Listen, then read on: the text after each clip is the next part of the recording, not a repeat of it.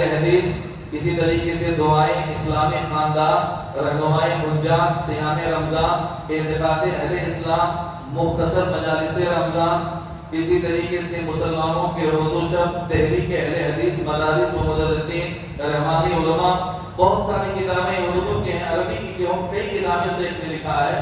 تو الحمدللہ ہمارے بیچ میں جو شیخ بیٹھے ہیں، بہت سارے مسئلے مسائل کا حل ہم اور آپ ان سے پوچھ سکتے ہیں۔ یہ کوئی معمولی شخصیت نہیں ہے، لیکن دیکھنے میں ایک سادے مزاج کے ہیں، کوئی عالم کو نہیں سمجھتا ہے۔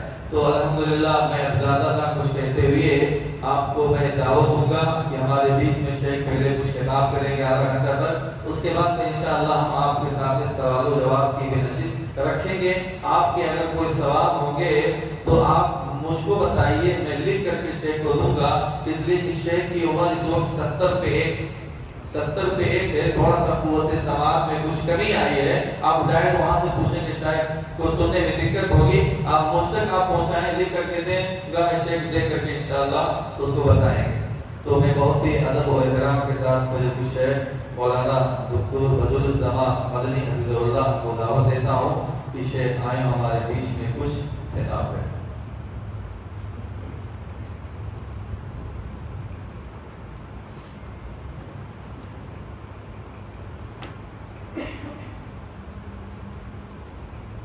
السلام علیکم ورحمۃ اللہ وبرکاتہ۔ وعلیکم السلام الحمد للہ نحمده ونستعینه ونستغفره ونعوذ باللہ من شرور انفسنا ومن سیئات اعمالنا، من یهده اللہ فلا مضل له ومن یضلل فلا هادی له، واشهد ان لا الہ الا اللہ وحده لا شریک له، واشهد ان محمدا عبده ورسوله۔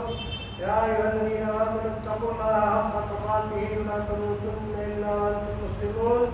يا أيها الناس اتقوا ربكم الذي خلقكم من نفس واحدة وخلق منها زوجها وبث منهما رجالا كثيرا ونساء، واتقوا الله الذي تساءلون به والأرحام إن الله كان عليكم رقيبا۔ يا أيها الذين آمنوا اتقوا الله وقولوا قولا سديدا يصلح لكم أعمالكم ويغفر لكم ذنوبكم، ومن يطع الله ورسوله فقد فاز فوزا عظيما۔ أما بعد، فإن خير الحديث كتاب الله، وخير الهدي هدي محمد صلى الله عليه وسلم، وشر الأمور محدثاتها، وكل محدثة بدعة، وكل بدعة ضلالة، وكل ضلالة في النار۔ أعوذ بالله من الشيطان الرجيم، بسم الله الرحمن الرحيم۔ اهدنا الصراط المستقيم صراط الذين أنعمت عليهم غير المغضوب عليهم ولا الضالين، آمين۔ قال تعالى في موضع آخر: وأن هذا صراطي مستقيما فاتبعوه ولا تتبعوا السبل فتفرق بكم عن سبيله۔ قال تعالى: ومن يشاقق الرسول من بعد ما تبين له الهدى ويتبع غير سبيل المؤمنين نوله ما تولى ونصله جهنم وساءت مصيرا۔ بزرگوں اور بھائیوں اور عزیزوں، اللہ رب العالمین ہم سب پر بہت مہربان، بڑا کرم فرما ہے۔ اس کی کرم فرمائیوں اور مہربانیوں میں سے ایک بڑی مہربانی یہ ہے کہ اس نے ہم کو مسلمان بنایا ہے۔ اس کی مہربانیوں میں سے بہت بڑی مہربانی ہے کہ اس نے ہم کو توحید اپنانے کی توفیق دے دی، ورنہ اگر ہم کہیں کسی ایسے خاندان میں پیدا ہوئے ہوتے جو شرک کر رہا ہوتا تو ہم کہیں مشرک ہو سکتے تھے۔ لہذا اللہ تعالیٰ کا فضل و انعام ہے کہ ہم کو اس نے آزمائش میں نہیں ڈالا، بلکہ توحید والے گھرانے میں پیدا کیا اور توحید کو اپنانے کی ماحول سے ہی توحید کو اپنانے کی توفیق دی۔ اللہ تعالیٰ کی یہ سب مہربانیاں ہیں۔ وَإِن تَعُدُّوا نِعْمَتَ اللَّهِ لَا تُحْصُوهَا۔ اگر اللہ کی نعمتیں شمار کرنا چاہو تو اللہ کی نعمتیں شمار نہیں کرتی۔ اللہ رب العالمین نے ہم کو عبادت کرنے کا حکم دیا ہے، اپنی عبادت کرنے کا حکم دیا ہے، لیکن غلط فہمی بہت سے لوگوں کے یہاں ہو سکتی ہے کہ جیسے انسان کوئی بڑا اس وقت ہوتا ہے جب اس کے تابع کچھ لوگ ہوتے ہیں، اور اگر اس کے تابع لوگ نہ ہو تو وہ بڑا نہیں ہو سکتا۔ اللہ کو انسانوں پر قیاس کرنا درست ہے۔ نہ انسانوں کو اللہ پر قیاس کیا جا سکتا۔ اللہ رب العالمین نے اپنی حیثیت واضح فرمائی ہے۔ ایک حدیث قدسی ہے صحیح مسلم کی، یا عبادی لو ان اولکم وآخرکم وانسکم وجنکم كانوا على اتقى قلب رجل واحد منكم ما زاد ذلك في ملك شيئا۔ اے میرے بندو، اگر تم میں سے اول سے آخر تک، جنس سے جن تک تمام لوگ ایک متقی ترین آدمی کے دل کی طرح سے ہو جاؤ تو میری بادشاہت میں اس سے کوئی اضافہ ہونے والا نہیں۔ یا عبادی لو ان اولکم وآخرکم وانسکم وجنکم كانوا على افجر قلب رجل واحد منكم ما نقص ذلك من ملك شيئا۔ اور اے میرے بندو، اول سے آخر تک، انس سے جن تک تم سب اگر فاجر ترین آدمی کے دل کی طرح سے ہو جاؤ تو میری بادشاہت میں اس سے کوئی کمی واقع ہونے والی نہیں۔ انما ہی اعمالکم، یہ تمہارے اعمال ہیں، احصیھا لکم، میں تمہارے فائدے کے لیے اسے شمار کرتا رہتا ہوں، گنتا رہتا ہوں۔ اللہ گنوا رہا ہے، لکھوا رہا ہے۔ انما ہی اعمالکم احصیھا لکم ثم اوفیکم ایھا، پھر اس کا پورا بدلہ دے دوں گا۔ ومن وجد خیرا فلیحمد اللہ، تو جو شخص خیر پائے، یعنی آخرت میں خیر پائے، اسے اللہ ہی کی تعریف کرنی چاہیے کہ اللہ نے اسے توفیق دی تھی، اس نے خیر کیا۔ ومن وجد غیر ذلک فلا یلومن الا نفسہ، اور جو اس کے سوا پائے تو وہ اپنے نفس کی ملامت کرے کہ میں نے اچھا نہیں کیا تھا، اس لیے ہم کو بدلنا صحیح نہیں۔ اللہ تعالیٰ ہماری عبادتوں سے بے نیاز ہے۔ یہ اللہ کی عبادت ہم اپنے مفاد کے لیے کرتے ہیں، اپنے فائدے کے لیے کرتے ہیں، تاکہ ہم کو اللہ تعالیٰ اس کا اجر و ثواب دے، اس کا فائدہ ہم کو دے۔ اللہ تعالیٰ نے ہم کو دعا سکھائی ہے عبادت کرنے کے لیے۔ جب ہم تیار ہوئے تو اللہ نے ہم کو دعا سکھائی، کہا کہ ہر صلاۃ کی ہر رکعت کے اندر دعا کو اہدنا الصراط المستقیم، اے اللہ، اس کی تعریفیں بہت ساری کی گئی، الرحمن الرحیم مالک یوم الدین، یہ سب تعریفیں اللہ تعالیٰ کی ہیں، طرح طرح کی تعریفیں۔ اس کے بعد اس سے مدد مانگی گئی ہے، اس کی عبادت کرنے کا دم بھرا گیا ہے، اور اس کے بعد یہ اللہ سے التجا اور دعا کی گئی، اہدنا الصراط المستقیم، ہم کو صراط مستقیم دے۔ صراط مستقیم وہ جس کے اوپر تیرے نیک بندے چلتے رہے ہیں اور انعامات حاصل کرتے ہیں، اور ایسے لوگوں کے راستے پر ہم کو نہ چلانا جن کے اوپر تیرا غضب ہوا ہے، یعنی یہودی لوگ، اور جو راستے سے ہٹ گئے اور بھٹک گئے ہیں، یعنی نصارہ۔ تو ایک حدیث یہی اور سن لیجیے، تھوڑا سا اندازہ ہوگا اس سے ضالین گمراہ لوگوں کا۔ اللہ کے رسول صلی اللہ علیہ وسلم نے فرمایا ہے، لَتَتَّبِعُنَّ سَنَنَ مَنْ كَانَ قَبْلَكُمْ شِبْرًا بِشِبْرٍ وَذِرَاعًا بِذِرَاعٍ حَتَّى لَوْ أَنَّ أَحَدَهُمْ دَخَلَ جُحْرَ ذَبٍّ لَدَخَلْتُمُوهُ، تم اہل کتاب کی یعنی یہود و نصارہ کی پیروی ایک ایک ہاتھ ایک ایک بالش کرتے رہو گے، ایک ایک بالش ایک ایک ہاتھ ان کی پیروی کرو گے، جیسے جیسے وہ کام کرتے رہے ویسے ویسے کرو گے، جو جو وہ کریں گے وہ تم کرو گے، یہاں تک کہ اگر ان میں سے کوئی سادہ کے دل میں داخل ہوا ہوگا تو تم دل سے۔ آپ اس وقت جائزہ لیجیے، جو یہودی لباس ایڈورٹائز کرتا ہے اور فلماتا ہے اور اس کو شائع کرتا ہے اور اس کو بھیجتا ہے لوگوں کے ہاں ماڈل، وہی ہم صحیح عقیدہ والا اپنے آپ کو بتا کر کے اس کو اپنا لیں۔ جو رنگ ڈھنگ، جو بولی بانی، جو طور طریق، گھر سے لے کر کے باہر تک، دکان تک، مسجد تک، تمام چیزیں انہی کے رنگ میں رکھی ہوئی ہے۔ لہذا اس پہلو سے ہمیں غور کرنے کی ضرورت ہے کہ اللہ کے رسول صلی اللہ علیہ وسلم کی یہ وعید کہ تم یہود و نصارہ کی پیروی کرو گے، ہم اس سے بچنے کی ترغیب ہے۔ تو ہم کو صراط مستقیم حاصل کرنے کی اللہ تعالیٰ نے دعا سکھائی۔ کہ صراط مستقیم پر گامزن رہنے کے لیے تم دعا ہم سے کرتے رہو اور یہ مانگو مجھ سے کہ نہ یہود کے راستے پر ہم چلے نہ نصارہ کے راستے پر چلے۔ ایک مرتبہ اللہ کے رسول صلی اللہ علیہ وسلم نے ایک سیدھی لکیر کھینچی اور اس کے دائیں بائیں دونوں طرف لکیریں کھینچی۔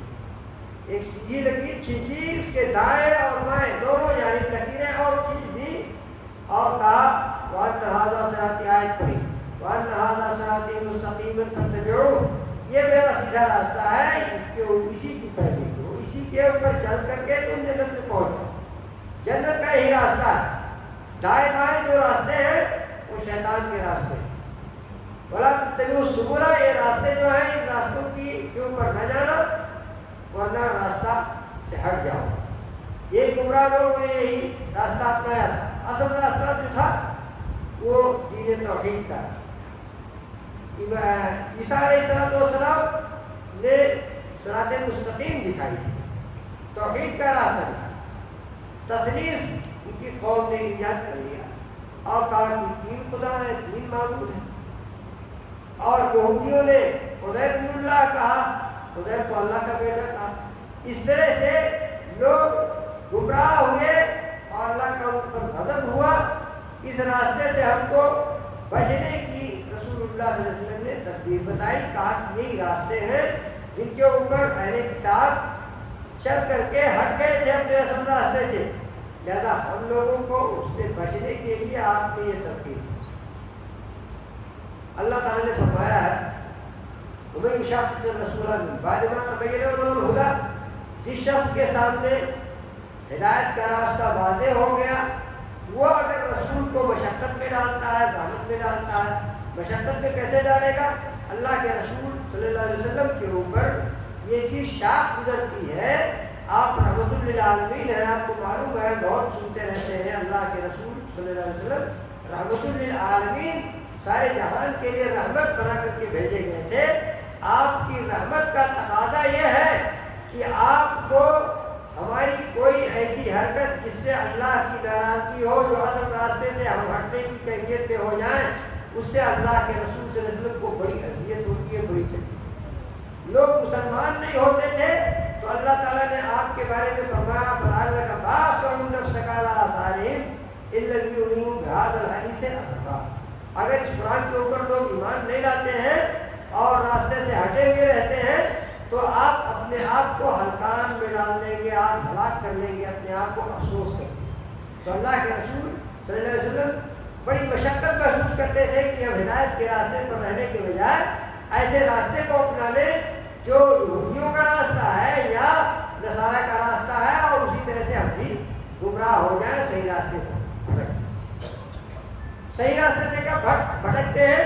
جب اللہ کی کتاب جس کی وضاحت اللہ کے رسول صلی اللہ علیہ وسلم نے کی ہے، اللہ تعالیٰ نے فرمایا ہے وَأَنزَلْنَا إِلَيْكَ الذِّكْرَ لِتُبَيِّنَ لِلنَّاسِ مَا نُزِّلَ إِلَيْهِمْ، جو قرآن لوگوں کے اوپر نازل ہوا ہے اس کی وضاحت آپ کے ذمہ ہے، آپ اس کو واضح کریں۔ اللہ کے رسول صلی اللہ علیہ وسلم نے کچھ باتوں کو کہہ کر کے، کچھ چیزوں کو کر کے دکھا دیا، ہم کو راستہ بتا دیا، بتایا بھی ہے زبان سے، کہا بھی ہے کہ ایسے ایسے کرنا ہے، اور کر کے بھی دکھایا، دونوں طرح سے، عملی طور پر بھی اور قولی طور پر۔ یہ چیزیں آپ نے کر کے دکھائی ہیں، اور اس کے بعد اللہ تعالیٰ نے فرمایا کہ وَمَن يُشَاقِقِ الرَّسُولَ مِن بَعْدِ مَا تَبَيَّنَ لَهُ الْهُدَىٰ، جس کے سامنے واضح ہدایت کا راستہ واضح ہو گیا، اب اس کے بعد رسول کو مشقت میں ڈالتا ہے، اس راستے سے ہٹ کر کے دوسرا راستہ اپنا اختیار کرتا ہے، تو ایسی صورت میں جدھر وہ مڑ گیا ہے ہم اسی طرح اس کو موڑ دیتے ہیں، اور جب وہ غلط راستے پر چلا گیا تو غلط راستے پر چلتا ہی رہے گا یہاں تک کہ جہنم میں ہو گیا جائے گا، اس لیے جہنم میں اس کو پہنچا دے گے۔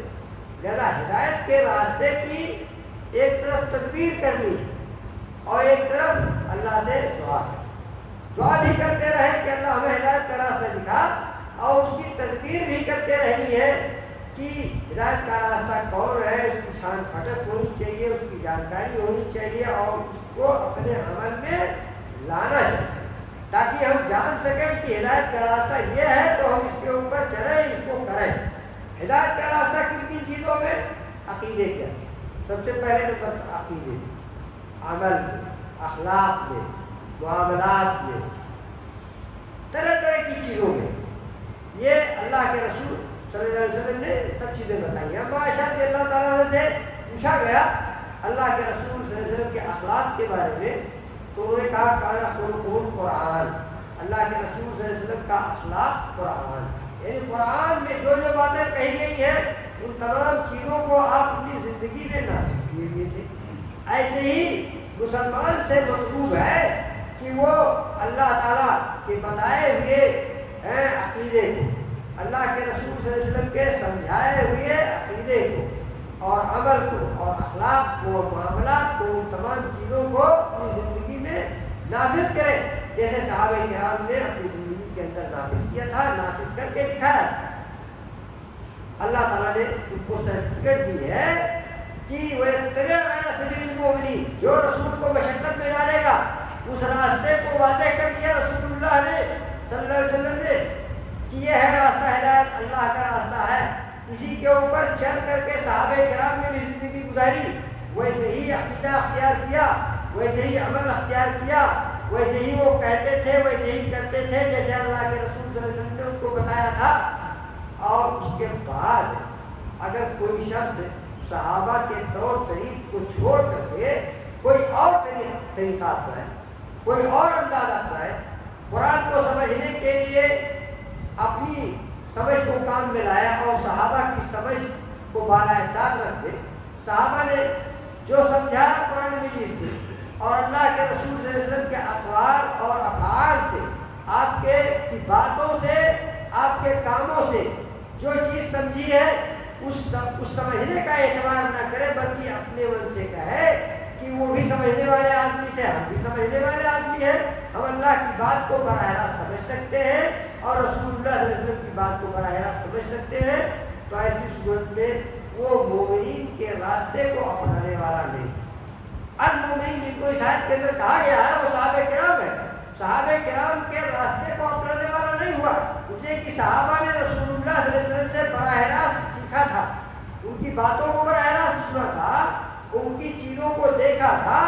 جس طرح سے ان لوگوں نے سنا اور جس طرح سے دیکھا اس کو عملی طور پر کرتے رہے. یہی راستہ ہے جس کو اللہ کے رسول صلی اللہ علیہ وسلم نے بتایا ہے کہ میں نے واضح راستے پر چھوڑا ہے. ماں انا علیہ واصحابی، جس کے اوپر میں چلتا رہا ہوں، جس عقیدے کو میں اپناتا رہا ہوں، جس طرح معاملہ میں کرتا رہا ہوں، جس طرح کی عبادت میں کرتا رہا ہوں، جس طرح کا اخلاق میرا رہا ہے، وہی صحابہ کرام کا عمل تھا. اسی انداز کے معاملات وہ کرتے تھے. وہی راستہ اللہ کا دیا ہوا راستہ ہے اور وہی سبیل اللہ ہے، وہی اللہ کا راستہ ہے، وہی صراط مستقیم ہے. اب اگر کوئی کہتا ہے کہ یہ راستہ ہم اپنی طرف سے سمجھ سکتے ہیں تو وہ ضلال اور ابتداء میں ہے، وہ گمراہ ہے اور مبتدع ہے. ہم کو حکم ہے کہ ہم اتباع کریں.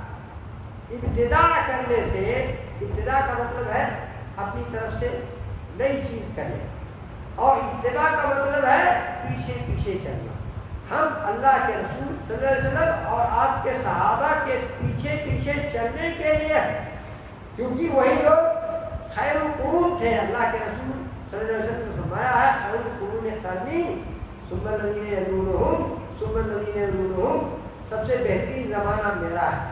اللہ کے رسول صلی اللہ علیہ وسلم نے قرآن کو واضح کر کے دیا، اور قرآن جو واضح کیا ہے آپ نے وہ حدیثیں ہیں، قولی حدیثیں ہیں، فعلی حدیثیں ہیں، تقریری حدیثیں ہیں. یعنی اللہ کے رسول صلی اللہ علیہ وسلم نے کسی کو کہتے دیکھا یا کہتے سنا اور آپ اس پر خاموش رہ گئے، یہ صحابی کی کہی ہوئی چیز اور کی ہوئی چیز بھی حدیث ہو گئی، اس لیے کہ اللہ کے رسول صلی اللہ علیہ وسلم نے اس کو دیکھا یا سنا اور اس کے بعد اس پر خاموشی اختیار کر لی.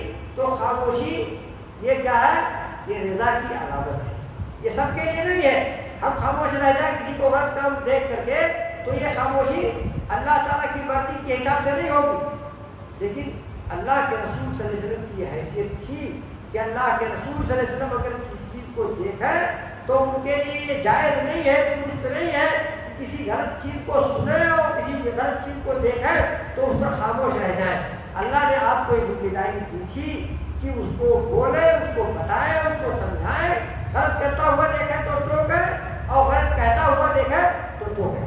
لہذا اللہ کے رسول صلی اللہ علیہ وسلم چشموشی نہیں کرتے۔ ہمارے یہاں مظاہرت پائی جاتی ہے، علماء کے اندر مداہنت اور سستی اور کاہلی اور دوسرے چشموشی اختیار کرنا اور مصلحتیں دیکھنا، دنیوی مسائل دیکھنا، یہ بہت حد تک پایا جاتا ہے، لیکن اللہ کے رسول صلی اللہ علیہ وسلم ان تمام چیزوں سے بے نیاز تھے۔ اس لیے آپ کی ایسی باتیں بھی جس کو آپ نے سنا اور دیکھا کہ ایسے صحابہ کر رہے تھے، وہ بھی حدیث ہو گئی، اور اللہ کے رسول صلی اللہ علیہ وسلم کے صحابہ کرام جس راستے پر چلتے رہے تھے وہی ہدایت کا راستہ، وہی صحیح راستہ ہوا۔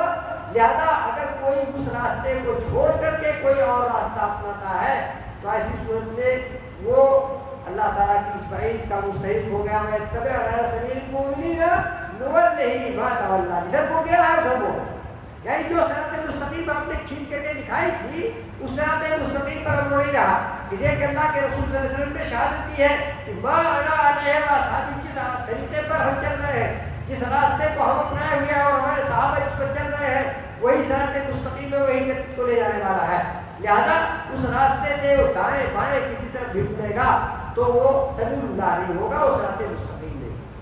لہذا ہمیں صراط مستقیم کو اللہ کی کتاب سے، اللہ کے رسول صلی اللہ علیہ وسلم کی حدیثوں سے، صحابہ کرام کے اقوال سے، ان کے اعمال سے، ان کے اخلاق سے جاننے کی ضرورت ہے کہ صراط مستقیم کیا چیز ہے۔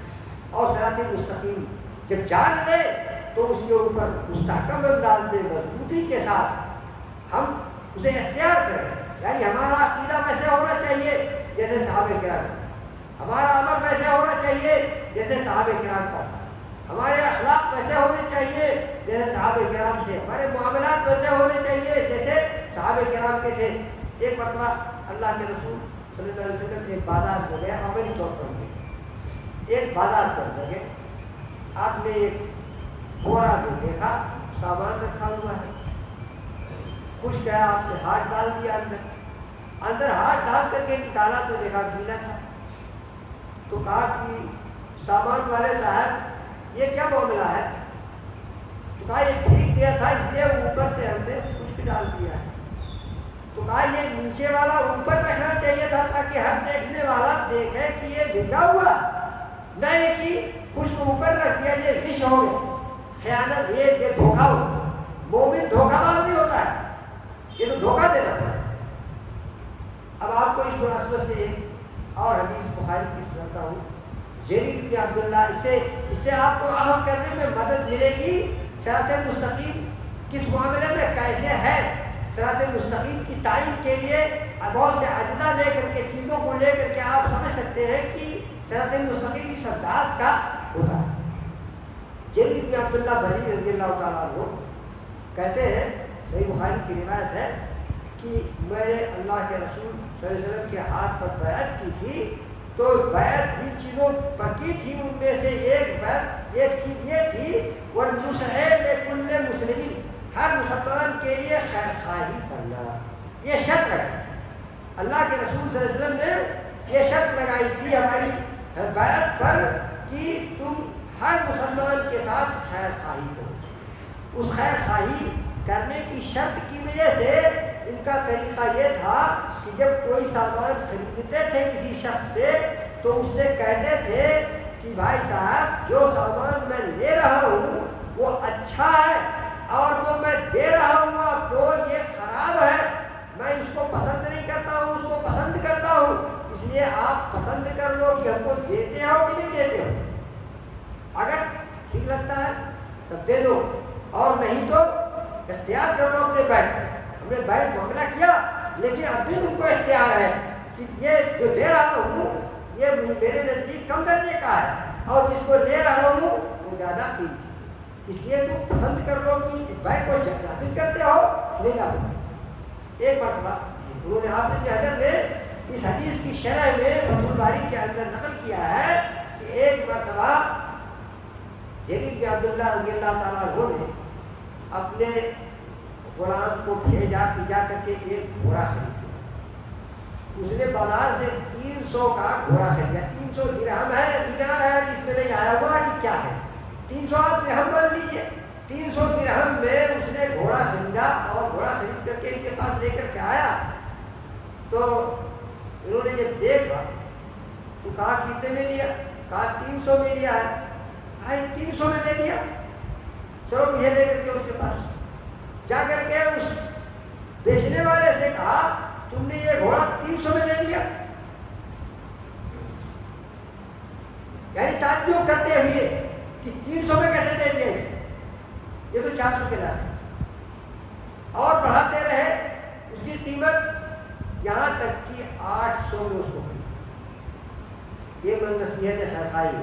یعنی وہ یہ اس کو بتانا چاہتے تھے کہ اس گھوڑے کی قدر و قیمت تم کو نہیں معلوم ہے, مجھے اس گھوڑے کی قیمت معلوم ہے, گھوڑے کی قدر میں جانتا ہوں, گھوڑے کی حیثیت میں جانتا ہوں. اس لیے تمہارا 300 میں بیچنا غلط ہے, اور اس کی حیثیت 400 کی ہے نہیں بلکہ 500 کی ہے نہیں بلکہ 600 کی ہے, یہاں تک کہ 800 میں اس کو خریدا. ہے کوئی آدمی اس وقت پوری دنیا میں کہیں دور آئیے, کوئی ایک آدمی ملے گا ایسا کہ سودا جس پر بیچ رہا ہے وہ آدمی وہ کہیں آپ کم کراتے ہیں, تھوڑا سا کم کر دیجیے, نہیں 1 ہی روپیہ کم کر دیجیے, 2 روپیہ کم کر دیجیے, کچھ تو کم کر دیجیے. اچھا نہیں تو چلیے ٹھیک ہے اتنے میں لیتے ہیں. لیکن وہ کیا کہتے ہیں کہ نہیں اتنے کے لائق نہیں ہے, اتنے کے لائق ہے, اور اس کا 2 گنا نہیں 3 گنا قیمت دے کر کے تو یہ بیعت جو کی تھی وَالْمُسَهِلِ لِكُلِّ مُسْلِمٍ, ہر مسلمان کے لیے تمہیں خیر خواہی کرنی ہے. خیر خواہی کا تقاضا ہے کہ تم نہیں جانتے ہو اس کی قدر و قیمت, میں اس کی قدر جانتا ہوں, تم اس کو 300 میں بیچے ہو, غلط کیا ہے. لہذا دین کیا ہے؟ اللہ کے رسول صلی اللہ علیہ وسلم نے فرمایا دین النصیحہ, دین خیر خواہی ہے. تو ہم میں سے ایک دوسرے کی خیر خواہی کتنی کرتا ہے, یہ خود اپنے دل میں جھانک کر کے دیکھیں کہ ہم دوسرے کی خیر خواہی کتنی حد تک کرتے ہیں, اور اسی بنیاد پر یہ سمجھ لیں کہ ہمارے یہاں ایمان کتنی مقدار میں ہے اور کتنی مقدار میں ایمان کی کمی کرتے ہیں. لہذا وہ راستہ جس کو رسول اللہ صلی اللہ علیہ وسلم نے اپنایا تھا اور صحابہ کرام کو جس راستے پر چھوڑا تھا وہ بہت واضح راستہ تھا. وہ واضح راستہ یہ تھا کہ ہم اخلاق کو اپنائیں گے ویسے جیسے اللہ تعالیٰ نے کہا ہے, معاملات ویسے کریں گے جیسے اللہ نے کہا ہے, جیسے رسول اللہ نے بتایا ہے, تمام چیزوں میں عبادات ویسے ہی کریں گے جیسے ہم اللہ کے رسول صلی اللہ علیہ وسلم سے دیکھے اور سنے ہیں, آپ نے بتایا ہے. یہ ساری چیزیں اسی طرز پر ہوں گی تب تو اس کے اندر روح رہے گی, تب اس کے اندر جان رہے گی, تب وہ کارآمد ہوگی. اور اگر ہم نے اس میں قدر موج کر دیا, اس میں اپنی طرف سے چیزیں ملا لی, اپنے انداز کا کر لیا, تو اللہ کی چیز نہیں رہ گئی, اللہ کے رسول صلی اللہ علیہ وسلم کی بتائی ہوئی چیز نہیں رہ گئی. اللہ کے رسول صلی اللہ علیہ وسلم کے صحابہ جس عبادت کو کیا کرتے تھے وہ عبادت نہیں رہ گئی. ایک اور واقعہ آپ سنیے, اس سے بھی اندازہ کریں گے کہ عبادت میں, ہماری عبادت میں اور ان کی عبادت میں کتنا بڑا فرق, کیسے فرق ہوتا تھا. ایک غزوہ کے اندر گئے ہوئے تھے, ایک صحابی نے ایک مشرک کی بیوی کو کچھ تکلیف پہنچائی, تو اس نے قسم کھا لی کہ اصحاب محمد کا خون بہا کے رہوں گا. چنانچہ یہ واپس ہونے لگے تو وہ پیچھے پیچھے لگ گیا, اور پیچھے پیچھے لگ کر کے آیا. جب ایک یہ پڑاؤ ڈالے اللہ کے رسول صلی اللہ علیہ وسلم, تو چاروں طرف سے پہاڑ تھا, ایک طرف سے اندر جانے کا راستہ تھا. وہاں دہانے پر مقرر کیا, کہا کہ کون ہے جو ہماری نگرانی کرے گا. 2 آدمی, ایک انصاری ایک مہاجر, 2 آدمی تیار ہوئے کہ ہم نگرانی کریں گے, رات میں آپ لوگوں کی حفاظت کریں گے. چنانچہ دونوں آئے, دہانے کے اوپر بیٹھ گئے. انصاری نے کہا, مہاجر نے کہا تھوڑا ہم آرام کر لیتے ہیں, تم جاگتے رہو, پھر تم آرام کر لینا, ہم جاگتے رہے, اس طرح سے کر لیتے ہیں. مہاجر بیٹھ گیا اور انصاری سلاد پڑھنے لگا. جب دیکھا وہ آدمی تاک میں لگا ہوا تھا, جس آدمی کی بیوی کو کچھ تکلیف پہنچی تھی وہ تاک میں لگا ہوا تھا. پھر دیکھا اکیلا ایک آدمی ہے, وہ سلاد پڑھنے لگے. تیر سے بوچھار کیا, تیر لگی ان کو, خون سے لت پت ہو گئے, کئی تیر مارا. وہ سلاد پڑھتے رہے یہاں تک کہ جب مہاجر جاگا, بیدار ہوا, تو دیکھا کہ انصاری خون میں لت پت ہے اور سلاد پڑھے جا رہا. تو انہوں نے کہا کہ پہلے کیوں نہیں بتایا؟ جس وقت پہلی مرتبہ مارا تھا تیر اسی وقت ہم کو بتایا ہوگا. اب جب دیکھا وہ کہ یہ لوگ جاگ گئے ہیں تو بھاگ. یہاں بتانا مقصود یہ ہے کہ دیکھیے نماز ان کی ایسی ہوتی تھی. ان سے جو مہاجر نے کہا کہ تم پہلے بتائے ہوتے. کہا کہ میں اصل میں پڑھ رہا تھا ایک سورت جس کے اندر مجھے جو لذت مل رہی تھی اس کو میں چھوڑنا نہیں چاہتا. تو ان کو صلاۃ پڑھنے میں لذت ملتی تھی.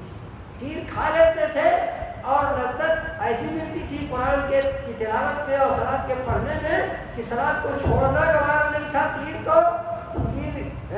کی بوچھار برداشت کر لیتے اور تیر کی ضرب برداشت کر لیتے, تیر کی مار برداشت کر لیتے. یہ حالت ان کی صلاۃ کی تھی. اور ہماری صلاۃ کا کیا حال ہوتا ہے؟ تو یہ اس سے اندازہ کیا ہوتا ہے کہ ان لوگوں کا جو راستہ تھا صلاۃ پڑھنے کا اور اس طرح کے معاملات کا, ان کا راستہ کچھ اور تھا, ہمارا راستہ کچھ اور ہو گیا ہے. اسی لیے ہماری صلاۃ میں جان نہیں ہے, ہمارے معاملات میں جان نہیں ہے, ہمارے طرح طرح کی عبادات کے اندر جان نہیں ہے, نور نہیں ہے. تو جسم دکھانے کے لیے ہے اس کے اندر روحانیت نہیں رہی ہے. زیادہ ہمیں روحانیت پیدا کرنے کی ضرورت ہے, ایمان پیدا کرنے کی ضرورت ہے. اپنے یہاں جب اس طریقے کو اپنائیں گے جیسے اللہ کے رسول صلی اللہ علیہ وسلم نے بتایا تھا, تب جا کر کے ہمارے یہاں عبادات کے اندر روح آئے گی, ہمارے اخلاقیات کے اندر روح آئے گی, ہمارے معاملات کے اندر روح آئے گی. تب جا کر کے وہ سیدھا راستہ ہمیں صحیح معلوم ہو سکے گا.